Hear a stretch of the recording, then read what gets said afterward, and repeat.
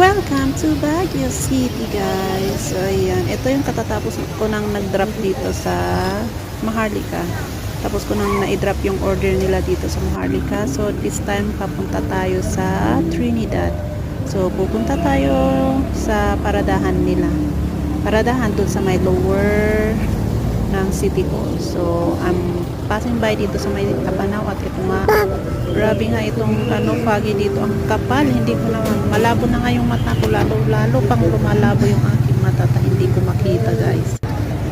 Ayan, so ayan, karat-karat ko nga din pala itong baby wanggun natin dahil wala naman ako talaga mapag-iwanan nito.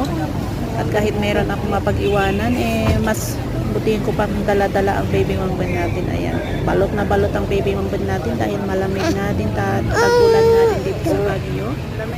So, ayan. Hi, Daddy. Take care, everyone.